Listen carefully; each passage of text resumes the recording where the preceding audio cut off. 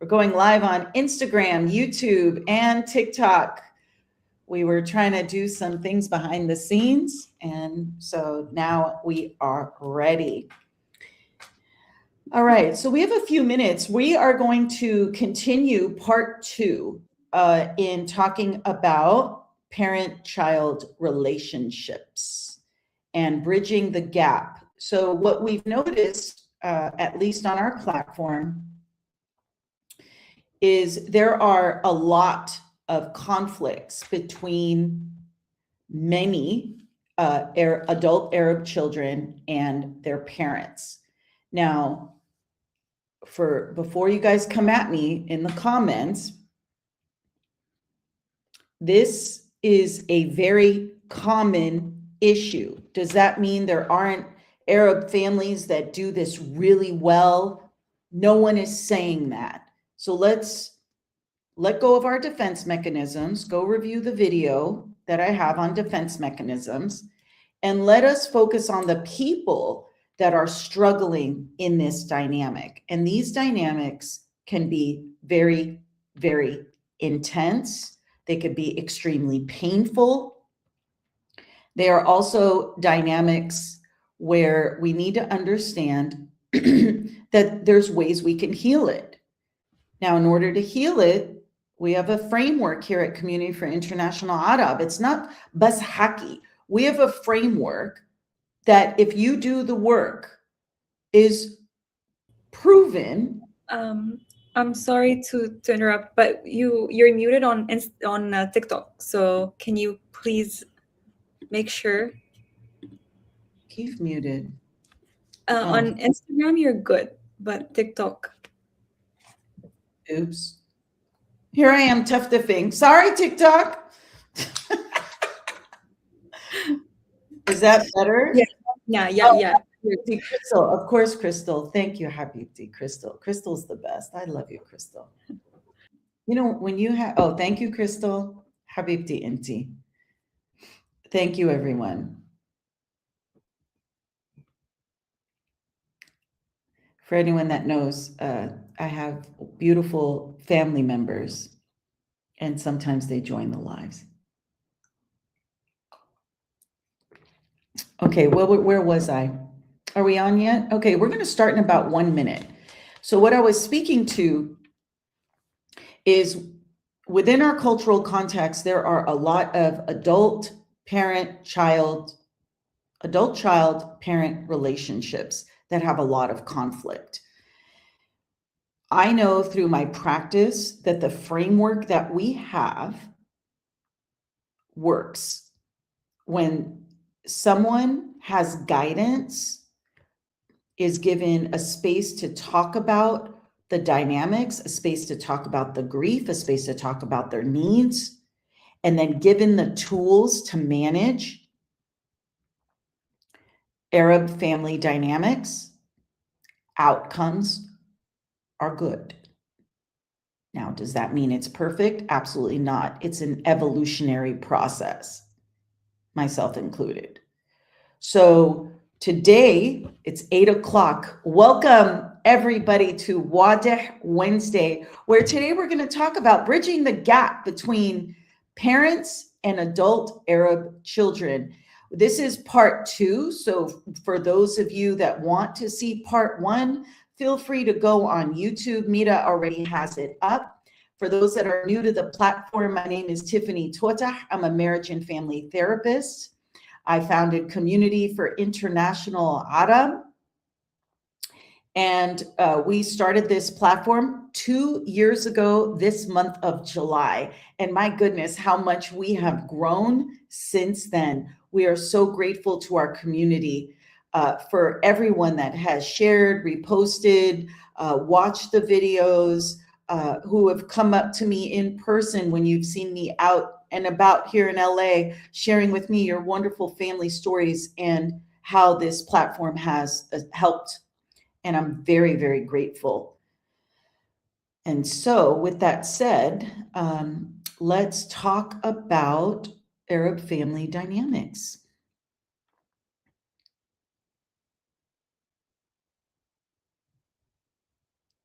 Hi, B. Hold on, let me say hi to everybody. Hi, B. Let's see. Thank you, Mr. Glitch. Appreciate you.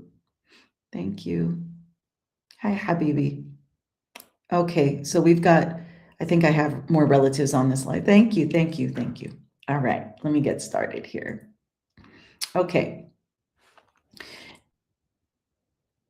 Thank you, Sara. Thank you so much. Oh my gosh, you guys are going to make me cry. I was telling Mita, I don't know what's happening to me in my older age. I get more and more emotional because this platform has been the greatest project of my life. I mean, outside of raising my daughter, this by far has been one of the greatest things I have done in my life. And I can tell you that it's not easy. And I can tell you that it's been a roller coaster for me. And yet you guys keep me going, really. Mita keeps me going. You guys, everyone needs to thank Mita. Mita keeps me going with her light, and all the comments really keeps uplifting me in continuing this very challenging, very difficult project, because what we're doing, all of you on here, what you're doing, breaking generational cycles, breaking generational norms, we are shifting literally how we interact with one another. And with that said comes a lot of pushback, a lot of anger, a lot of people will want to keep us down for even speaking on, for many people, their truth. So we are going to continue to, I don't see it as a battle. I see it as it's time. It's time that we shift how we interact with each other. If there are any Arab parents who have young children or any Arab parents who are on this platform, it is never too late to change, to shift, to create awareness, to build a bridge between you and your adult Arab children, or if you have young children, to really start engaging in healthy habits so that you can have a healthy, loving relationship, not one of obligation, not a transactional relationship, but a transformational relationship. I was thinking this morning, and I'll self-disclose a little bit, many of you know my father passed away in November. We had a very complicated, difficult relationship. And I have tried and tried and tried over the majority of my life to create some bridge. And at some point, you let go, and they're older, they're aging, they're ill. And you let go of the pain, and you rise to the occasion to care for them in the way that we are taught in our culture. And even then, I was like, oh God, this is a lot. It's a lot. And so the tools that I'm going to talk to you about, I've done them myself, and it's still hard. I don't want you guys to wait until your parents are dead to have a different relationship. I feel closer to him in his death than I ever felt in his life, because I was able to, through my healing, through going through the grief process, to go back and see, okay, here's how he moved in the world, shaped how I am now. In fact, we need to thank Yusuf Tota because he was so tough that nothing can really rattle me anymore. And so it's prepared me for social media, because y'all are the wild, wild west out there. So I want to thank him. But in life, I could never, of course I thanked him, but it was more out of obligation than that feeling to say, thank you, Baba. Thank you, Yusuf. So for the Arab parent, don't wait until you're ill or at the end of your life, right? Don't wait. Don't wait until your deathbed to have your children, for you to affirm your children. Don't do that. Affirm them all throughout when they're healthy and everyone's healthy. Affirm them for what they do. Okay.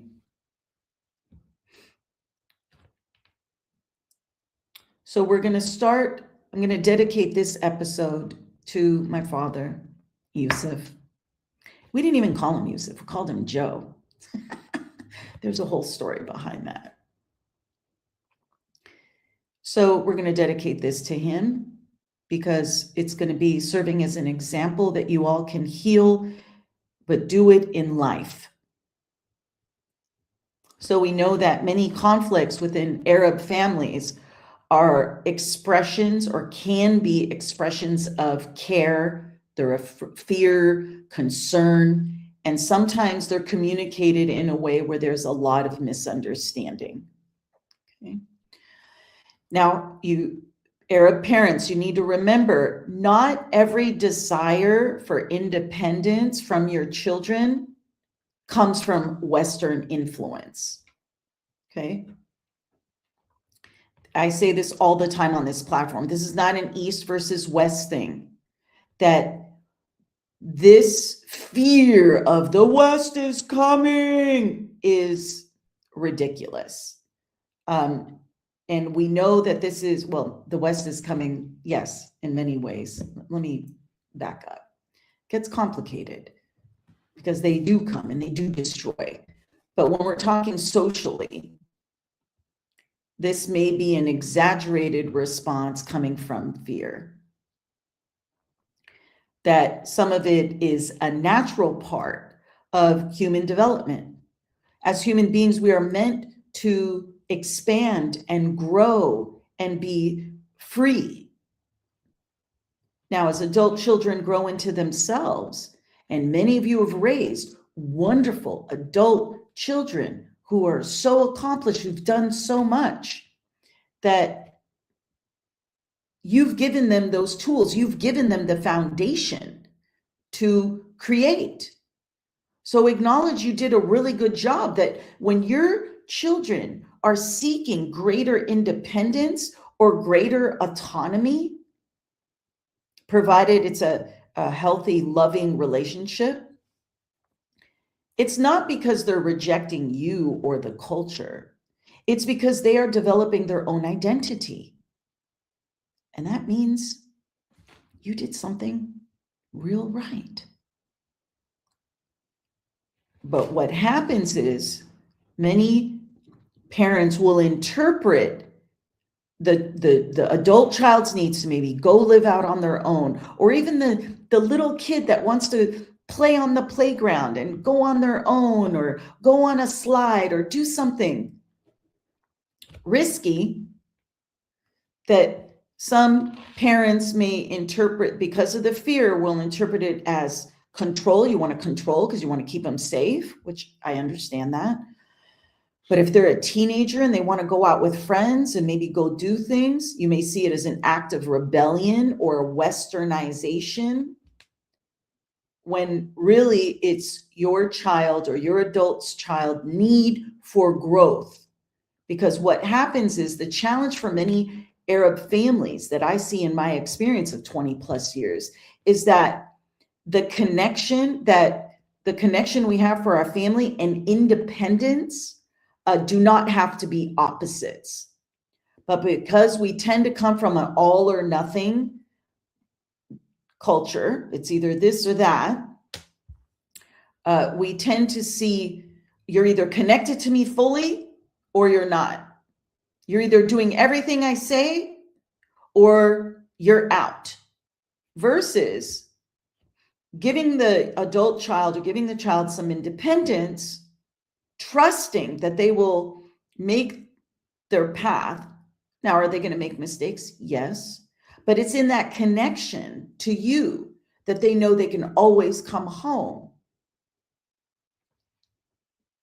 So a healthy relationship, if we want to have a healthy relationship, it's making room for both.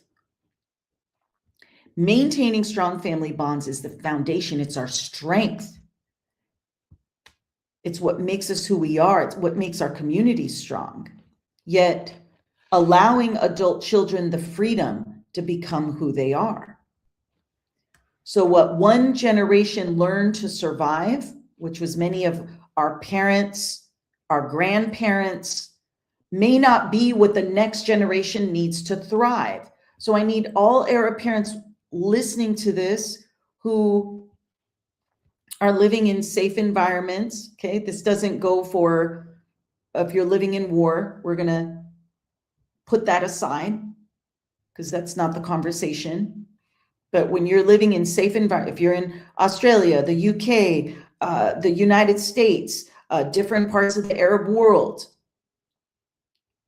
that what your ancestors, what your family needed to survive, the next generation is saying, well, we're not in survival.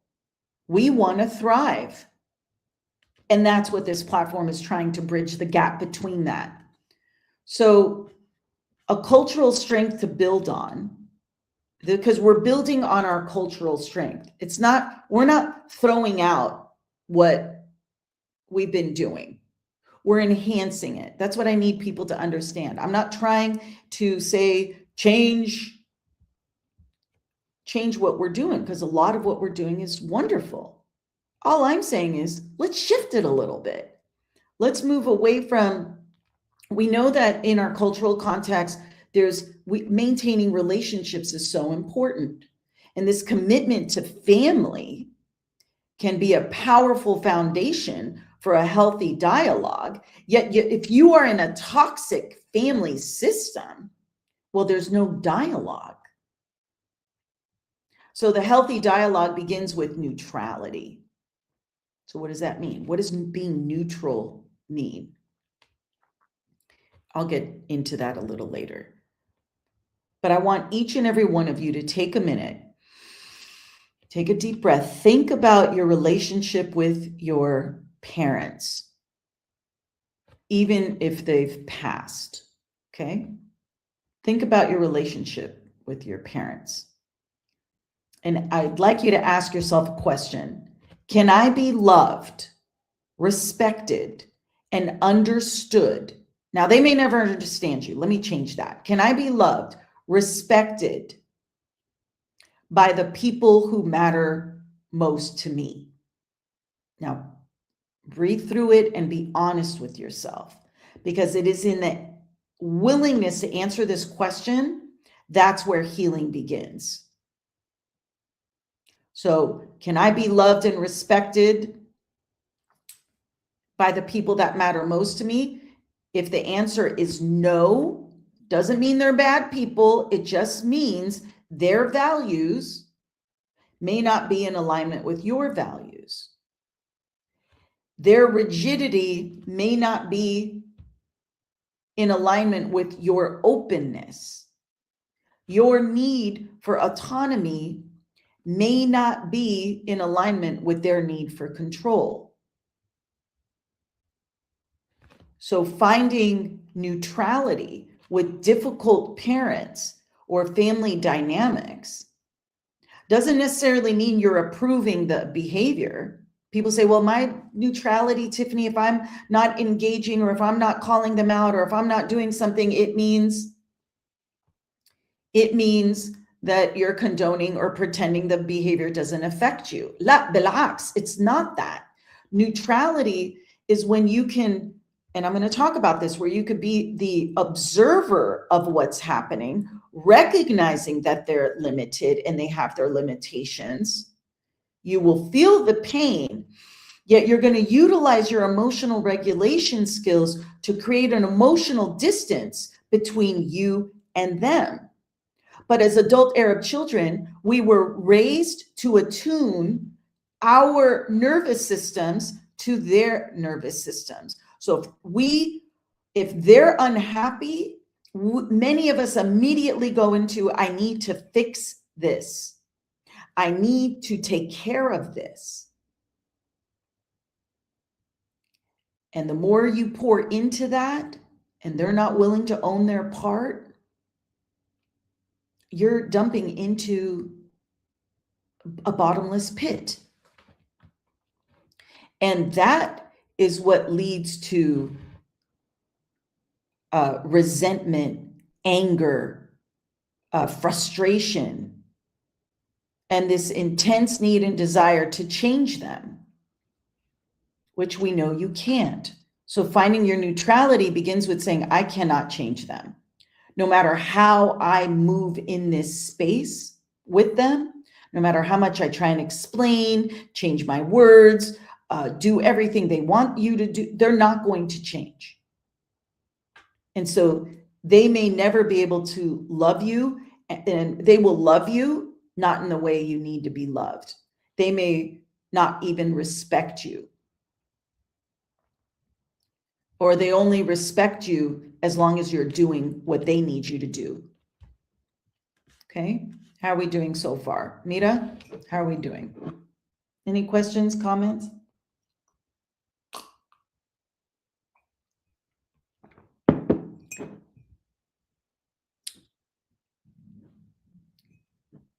Mira, you're on mute, Habibti. Yeah, okay. Can you hear me now? Yep, I can hear you. Okay, it's not a question, but we have I believe it's Shexi, it's SHXI. She said, I'm so tired of my narcissistic father. Even though I ran away, he still scares me and sends me people to feel guilty. Yeah. So I know narcissism gets thrown around a lot. So I'm not going to negate your experience of him, but I just want to be mindful that we overuse narcissists a lot. Okay. So let me answer this. So even though you ran away, so we want to hold you in space for the courage it took for you to get away. So this community, maybe you guys can put heart emojis, okay, to support or hugs or love to this person for taking the step to get away, to get out of this controlling environment. Okay. Now, he still scares you. So if it's a safety concern, then I'm going to encourage you to create a safety plan and work with a therapist or work with someone that can help create that safety plan for you, because that's important. And if he sends people to have you feel guilty, whether it's siblings or cousins or leshay fakasat, or why did he leave? Why did she leave? I don't know if you're male or female, right?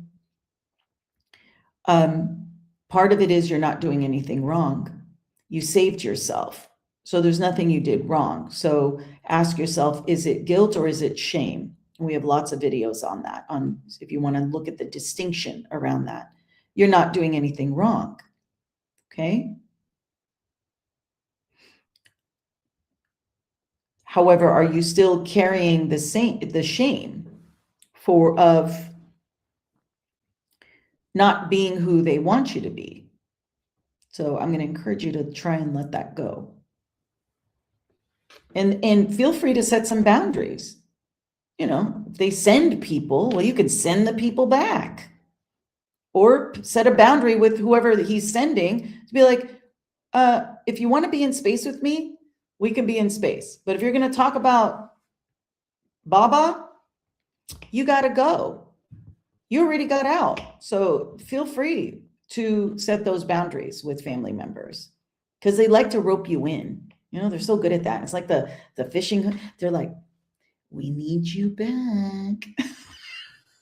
It's like, I just got out, you know, it's like, I'm trying to catch abundance and love and freedom. I'm not trying to catch whatever nonsense you guys are trying to rope me into.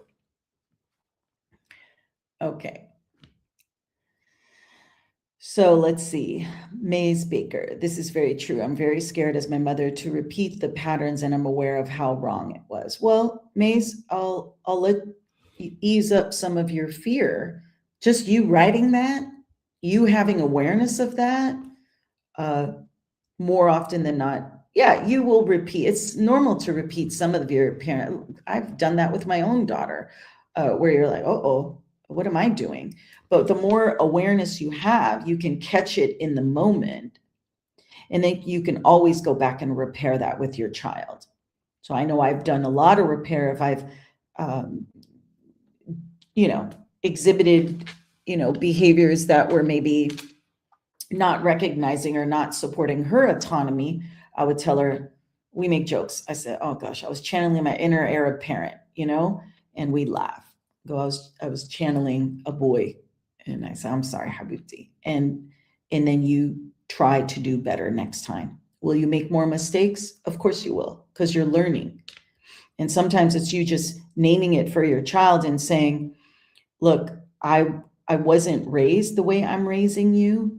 And I always tell my kid, I'm one trauma trigger away from being somebody I don't want to be. So I need you to really understand that today's not the day to push mama's buttons, because children will push buttons. I mean, she's an adult now, so it's different.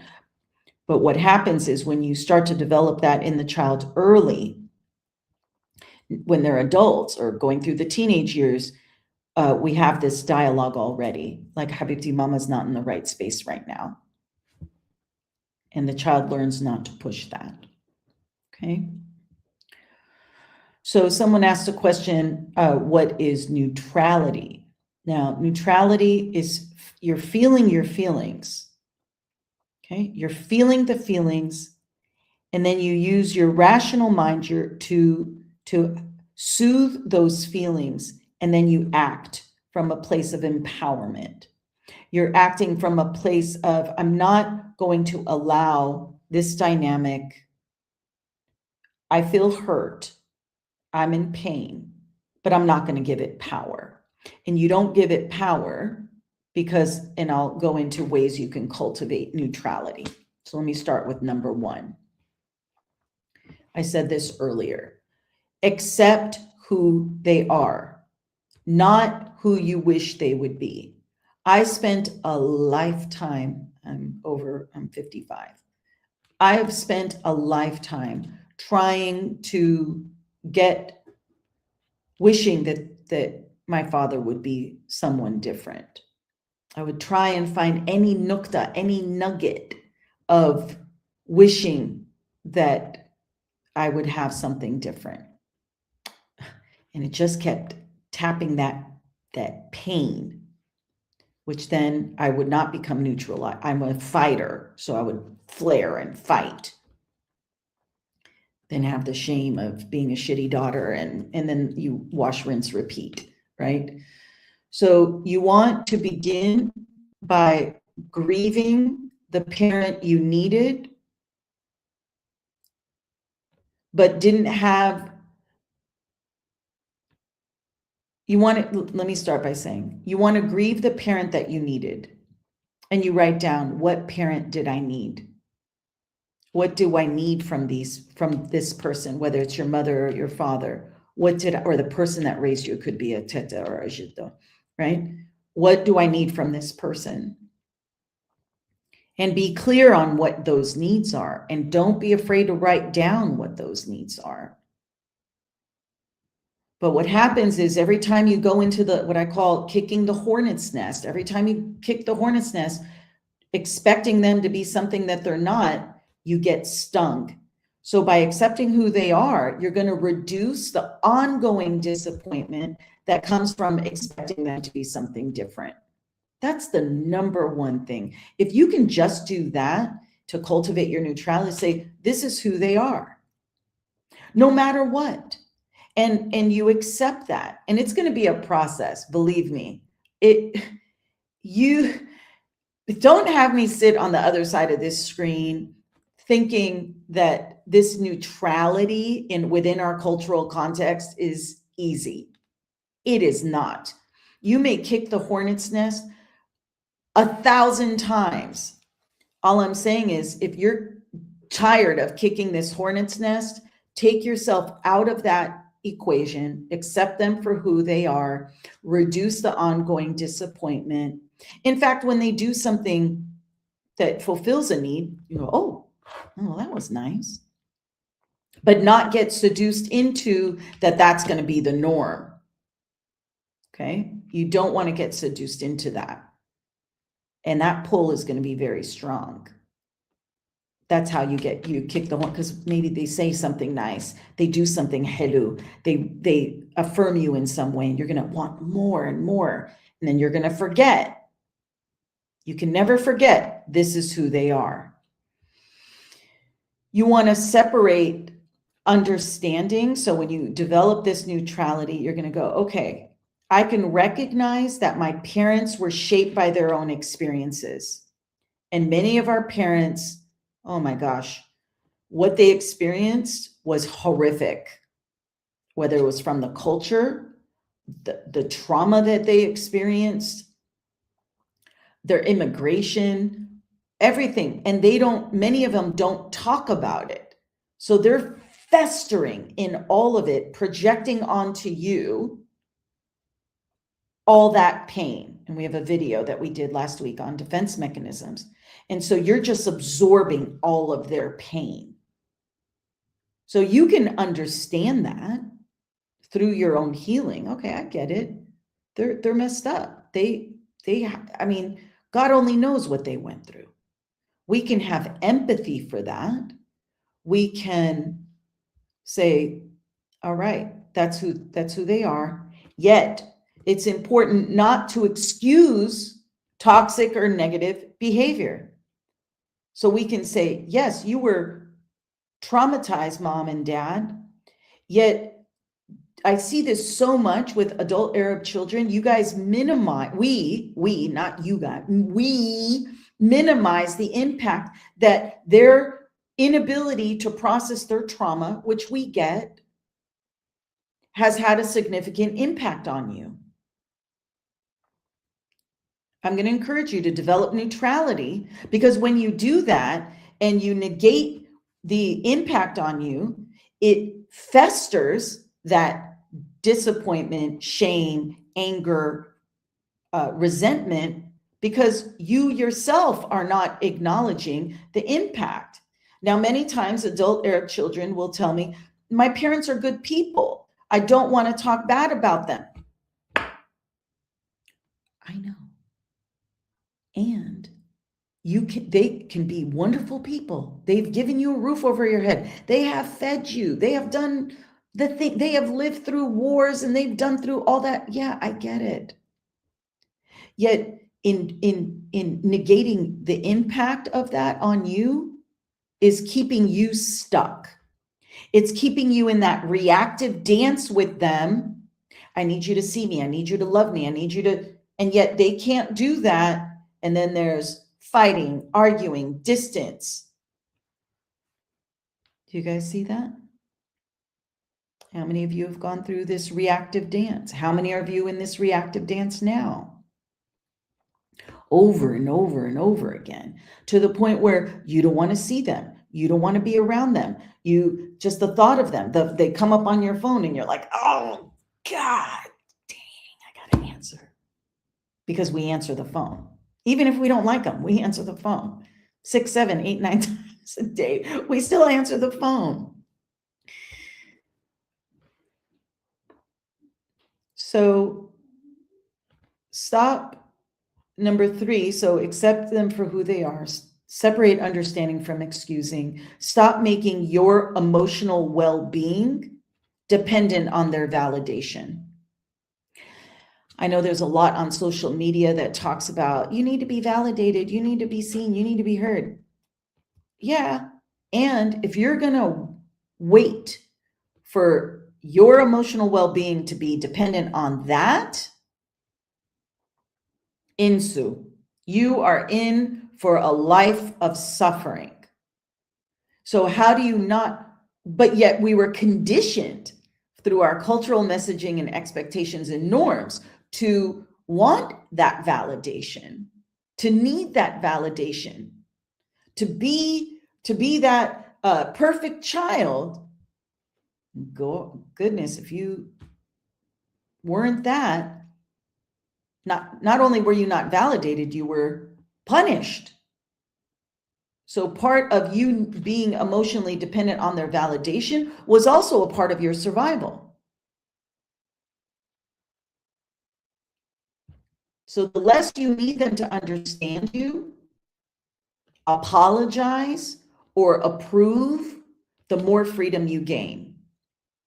That's what I'm telling you. Arab parents, don't wait till your deathbed to be like to your children. And I hear stories after stories.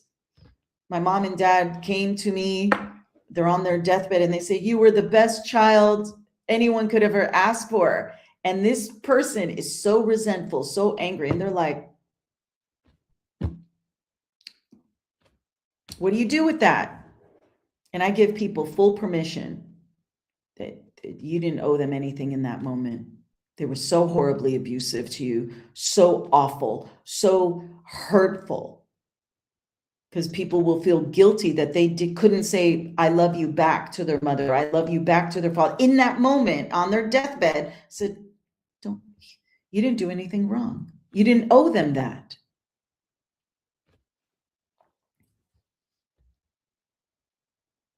So if you want freedom and you want to cultivate this neutrality, if you want to move out of this, if your emotional well-being is dependent on that, I'm going to really encourage you to let that go and find that within you. And you find that within you by acknowledging the impact of the pain, accepting them for who they are, and writing down all of your accomplishments in spite of that. And you write them down. Validate your path. I think one person said they were able to leave a narcissistic family dynamic where there was a lot of control. That took a lot of courage. Yet that guilt that that person was talking about, that shame, is there's a part of them that's still seeking some validation from these people that have harmed them. Let's take a deep breath, everybody. Take a deep breath, because it is exhausting. So I'm trying to give you guys tools to be less exhausted. Many of you are too young to feel so exhausted. Now, I know we laugh and we make jokes like setting boundaries without hostility. Now, as someone who has set boundaries with a lot of hostility, I'm letting you know, you don't need to do that. You really don't. So neutrality often will sound like, this topic isn't productive for me, so I'm going to change the subject. We're really good at that. This is what's one of our, I notice a lot in Arab people, like if you ask them a question that is maybe hits too close to home or they don't want to answer it, they will immediately change the subject. That is a brilliant skill that I would like many of you to adopt as you're setting boundaries with your parents, is if they're talking about a subject or they ask you questions, do the wonderful art of changing the subject. Rather than trying to convince them that they're wrong, or why are they asking you the same question, or when are you going to get married? Why are you dating this, person from another culture, another religion? Why? It's like constant, right? So part of it is you want to set the boundary. You just change the subject. Oh, mama, this ahwa is so delicious. Oh my gosh, so sweaty. Or, oh, this food you're making is so yummy. Tell me, how did you, it's so good. Baba, remember that game we watched? Wasn't it so incredible? And you distract, you change the subject. And if they say, well, until you change the subject, you go, yeah, because you're more important, and you deflect it back to them. Now, I talk a lot. One of the biggest things, because I talk about with my clients on this platform, is we as a culture, this is what makes us so strong and so wonderful, is we are highly attuned to people because of our hospitality, because we have this hypervigilance. I mean, it's a blessing and not a blessing, that we're so attuned to people that we will anticipate their needs. We will go above and beyond because we can just look at their face and know what they need. And part of it is discernment. Now, when you're with your Arab family, when you're with your Arab family members, you want to be really good at practicing observing versus absorbing. Now, we are used to absorbing. That's what's causing all the conflict, because you see the parent is upset. You're absorbing that energy. You're going to try and fix it. Okay, pull yourself back. That's where breathing techniques, if you're really high in anxiety, you want to have ice cold water in front of you, and then you can hold it, shifting your, not to the point where it hurts you, but shifting your body temperature may help in slowing your brain down. You can also do, even if you're sitting down, tension. You can, it's a progressive muscle relaxation where you could tension, not like this, but you want to have it like maybe underneath the table, and you fist like this, tension, breathe in, and then you release, breathe in and release. You could do that with your legs. Nobody needs to see. You're under a table. You could just, you're fidgety. Many of us are fidgety anyway. So they, you know, no one's going to pay attention to you. They'll say, why are you doing that? Say, oh no, I have a cramp in my leg. I'm just trying to take it out. You want to put the tension and you want to release it. That may help you become more of an observer of, okay, what's happening? So we are hyper attuned. We listen to every single word that these people are saying, and we hang on to every single word. Try not to do that. Notice it as information. Hockey, they're just hockey you've heard probably 1,000 times already, yet every time you're getting death by 1,000 cuts. So remind yourself, that's their perspective. That's who they are. That's their belief systems. That's based on their life experience. You just repeat that over and over, even if you're not listening, because it's the same hockey more often than not. So you don't need to listen intently. You can be attuned. You don't want to be rude, right? You could, and just do your inner dialogue. That's information. That's their perspective. Has nothing to do with me. That's, you know, that's not who I am. They have their perception based on their limited beliefs. Whatever you, write out all your phrases before you go into that family gathering. Before your nervous system gets inflamed, you want to have your tools ready and repeat them over and over again. This is whatever they're projecting onto you is not about you. You can use it as information. So when my family would say to me, you're a snapper, you're always snapping. Over the years, I would get to that. I'm not a snapper as I'm snapping. You guys are making me snap, this fucking family, blah, blah, blah, blah, blah, blah. Right? Excuse my language, but that's how I roll. Just to show you how intense. So if you're this way, I'm letting you know, I get it. Yet I used it as information. Yes, I have a tendency to snap. And it was an indicator for me to use that, whatever they're telling me, you're not or I don't know. There would be a plethora of things that you're going to want to, sorry, I got distracted with the timer. Let me just finish this one thought. You don't want to adopt it as you. It's not about you. Okay. And then actually, let me do the last one, Mira. You want to focus. This is a big one. You want to focus on what is in your control. So many times we're trying to control their behavior, trying to control what's happening, and you cannot do that. You cannot control their behavior, their insight, their growth. You can tell them to go to the doctor 1,000 times, they won't go. You can tell them to shift their diet, they won't do that. You can tell them 1,000,000 times not to talk to Khalto Shuasimha, and they will still do that. And the only thing you can control is your response, your boundaries, and how much access they have to your emotional energy. So an example would be their mom, dad, I trust you'll know what's the right thing for you. So again, find your phrases. You're repeating like a parrot You know how the parrot repeats? You just keep repeating the same thing over and over again. Tayyib, Hadid, I got you. Do what you feel is best. If you need any support, I'm here. And you just keep repeating the same thing. And call your emotional energy back to you so that you can be present to your husband, your wife, your children, your job, your projects. Because you're expending so much emotional energy in this trying to convince these people of something that now you're depleted when you go home.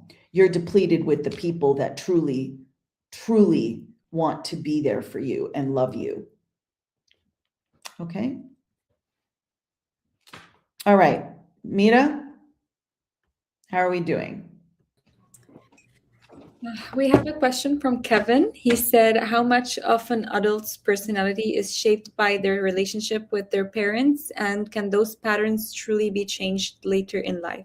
That's right. They could be, yes, yes, yes, and yes.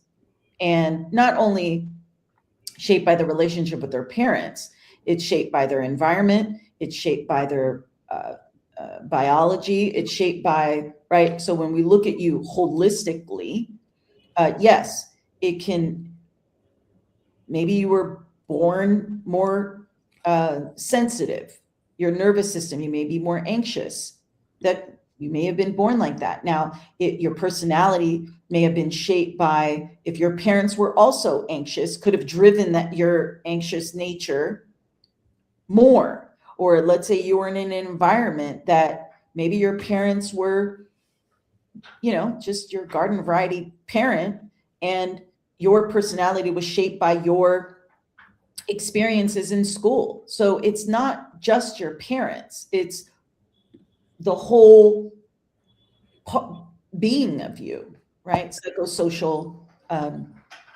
biological development, at least in my experience. So when I work with my clients, it's not always about, yes, the dynamics with the parents, how they're moving, yet there's also how you're wired. So, and if you don't have understanding about how you're wired, or accept yourself for how, like me, I'm a snap. Yes, I will fly off the handle. I've gotten much better as I've aged, but that is very much within me, and I have a hyper awareness of that. So I don't put myself in environments or situations or places that will exacerbate that. My family, did they shape that? No, I was born feisty. They just shaped it in a way that exacerbated the feistiness versus quelling the beast. Right. We have Camelia. She said, how to rewire yourself. Yeah. Habibti, you rewire yourself, at least it takes a lot of work. A lot of work. I was talking to my colleagues and I was like, when we're working with our clients, you know, a lot of therapists, like the delusions of, you can go to therapy. Yes, you can go to therapy and heal. Yet you go to therapy, you exercise, you, I don't know, some people, you have religion and your faith and you have spiritual practices. And then you have, you know, it's sort of like, to be a human being on this earth right now, you've got to do a lot of stuff to rewire your patterns of behavior. Now, so it's starting with the things that I talked about in bridging the gap between the Arab parent and the Arab child, is accept who they are. Well, you may want to accept situations for what they are. Some situations, right? Say, I can't change that, but what can I do? You want to say, I can understand. Same thing with not just your parents. You could use this at work, at school, in your partnerships. You want to separate. I can understand why this person is moving in the way they do, and I'm not going to excuse the impact on me, and I'm going to give myself permission not to be in space with that person. Now, in Arab family dynamics, that could be difficult because it's like, what? But Shufi bint ibn Abu. It's like, no, I don't want to see that person at all. And so for family members to support other family members to say, yeah, if you don't want to go, if you're an Arab parent and your adult child has been harmed by someone and they don't want to go to that person's wedding, yee fadiha. Well, listen, you want to support your child in bridging that gap? Then you say, you know what, Habibi, you know what, Habibti, you don't have to go. Don't worry about it. Now, if they're saying no to every family member that have been good to them, okay, then you as the parent say, well, come on, help me out here. Throw me a bone. Can you go to this event?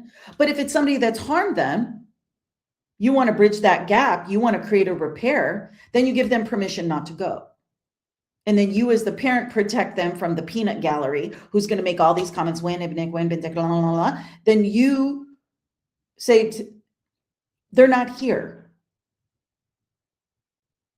You don't have to excuse, you don't have to, they're not here. They send their love. They send their well wishes. And you don't even have to say that because that's lying. But you just say, they're not here. You can, Arab finesse, I have a video on that, oh, they're working on this huge $1 million project, whatever. Is it almost ended? I feel like I'm going off the rails.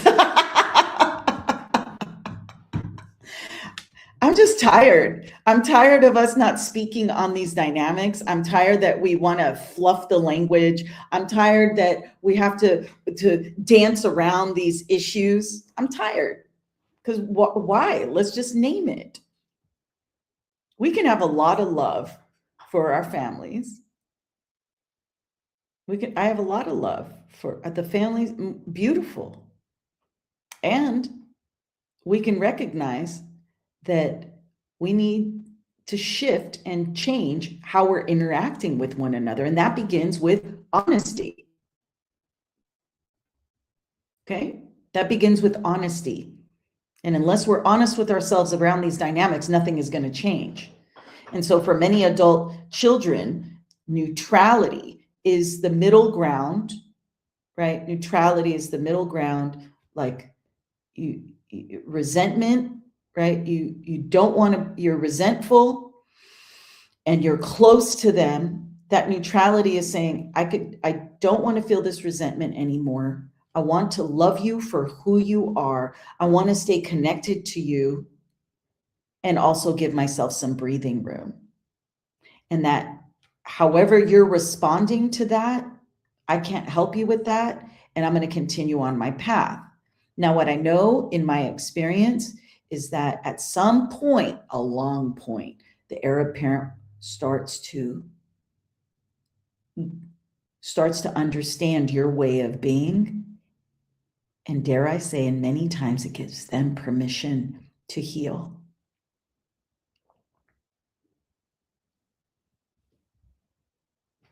So you want to move from, I need them to change, to I see them clearly. See them clearly.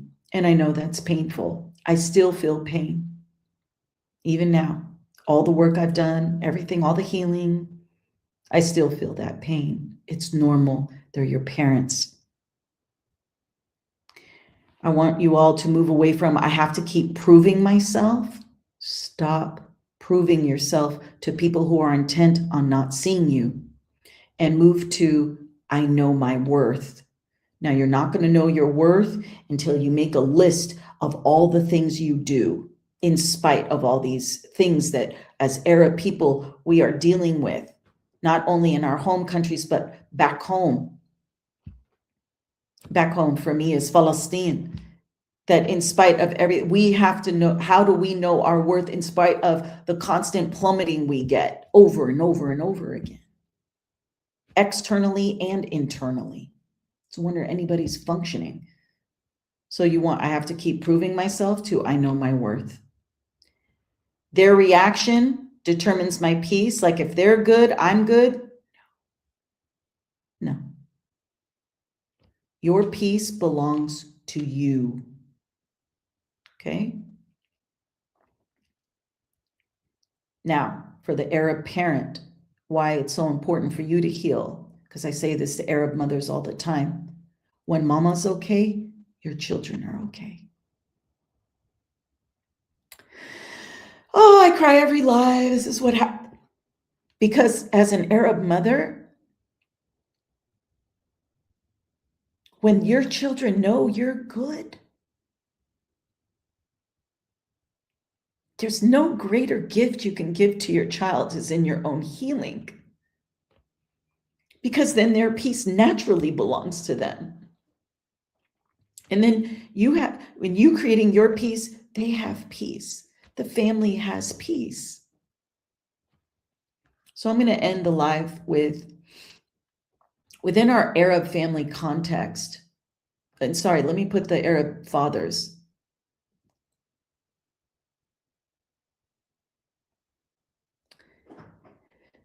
Arab fathers, you have no idea when you're at peace and you can give to your wife more than Masadi, when you can give her love, that translates to the children, because then the children will look to you as an example. Arab men are always, oh, I'm the protector, I'm this, I'm that. Are they the protector of the hearts of their children and their wives or their partners? So to the Arab fathers, what I said to my father, I was able to say this to him in death, because he's transformed, I believe that Baba,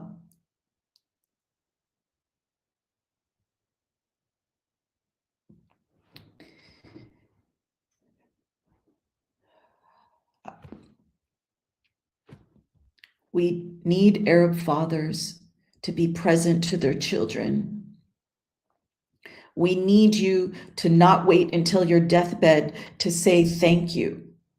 We need you to be kind to your wives, loving, to work on yourself, to take care of yourself. What does that mean? Reduce the stressors, stay present, give yourself a break, not yelling at me online for saying your emotional health matters. Your wellness matters, because it trickles down to every single person in your family. And in you staying stuck, everybody else suffers. So to the Arab adult children, the wounds of the past often make neutrality difficult because they keep you emotionally tied to old experiences, even when you're interacting with your parents in the present. So part of it is, how do you let go and find acceptance of the past so that you can move forward? Because sometimes Arab parents, the elders, will say, no matter what I do, my kid jumps on me for everything. I said, I understand that, because there's a lot of wounds that weren't addressed, and you just dismiss them and let them go. And then into bitkom haniya for min lulatkom. Yes, yet you didn't teach them haniya, except maybe through food, which is wonderful and great, and I'm not negating that. So when you are critical, controlling, emotionally unavailable, unpredictable, dismissive, those experiences don't just simply disappear fil hawa, that is still within your child, and your children are struggling in that. And then if they say, oh, I need to go to mental health, and then you shame them for trying to heal so that they could be better, not only for themselves, but to you. Like, where do you want them to go? Okay. So, sorry, I'm trying to, stupid TikTok. I can't wait to get off these platforms, because this is just so ridiculous. Big brother, Yalhana Buham. Okay, yeah, I cussed. Okay. Oh my God, I can't do this. So let me finish by saying, as adults, you may find yourself unconsciously returning to the relationship, hoping to finally receive what was missing, but only you can fill that piece that's missing to yourself. All right.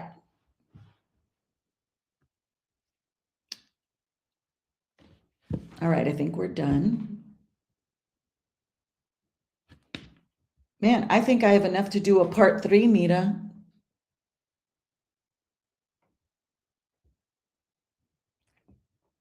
I think I have enough to do a part 3. Anybody, do you guys want a part 3? Do we want a part 3? I want a part 3. You want a part 3? Yes. Said yes. Nadine, yes. May, yes. Okay. Okay. We will do next Wadih Wednesday, we will do a part 3. So let's, thank you, everybody. Thank you, Hadil, Yusuf, Arion, Nadine, Sarah, Crystal, Habibti, Kevin, LOL, Mai, Hilda, part 1. Hi, Hilda. Part 1 and 2 is on, Mira, part 1 and 2 is on YouTube, right? Yes, they're on YouTube. Yeah, we can, listen, we can do this. You can have a relationship with your Arab, provided they're not abusing you physically, or, you know, so right, remember we always talk about the Arab family in a bell curve. Most of us lie in here, there's families here, and there's families here. We're not talking about these families, we're talking about the bell curve in the middle, that you can bridge that gap, you can heal that. Arab parents, meet your kids halfway. Meet your kids halfway. That's all they're asking.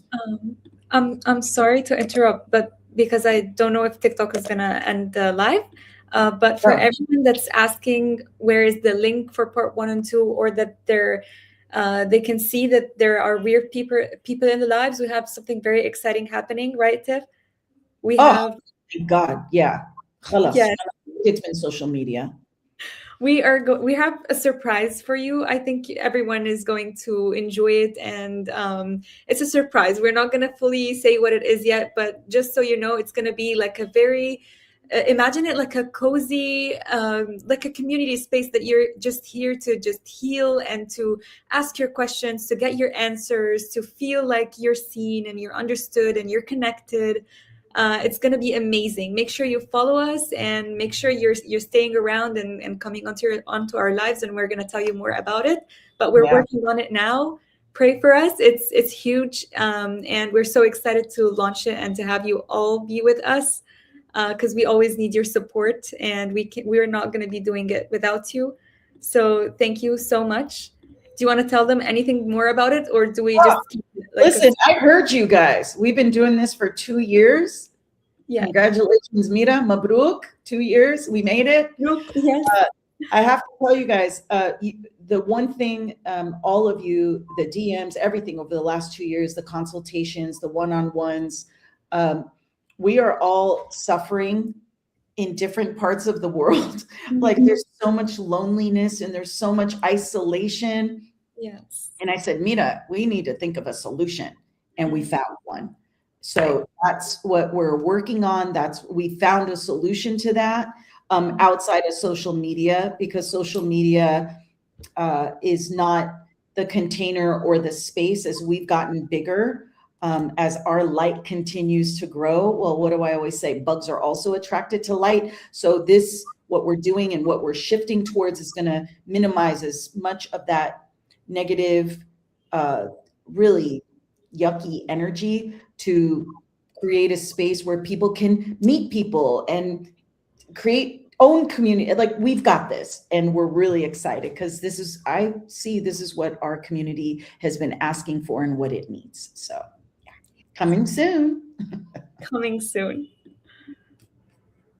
All right, everybody. As we say here at Community for International Arab, nawar titnawar, that the light in me sees the light in you. Go on your path, continue to shine, utilize the tools, try them out this week, see how it goes as you bridge the gap between yourself and your Arab parent. Love to each and every one of you. God bless all your families, and we will see you next Wednesday, Wadih Wednesday, for part 3. Yes. Bye bye. Bye, guys.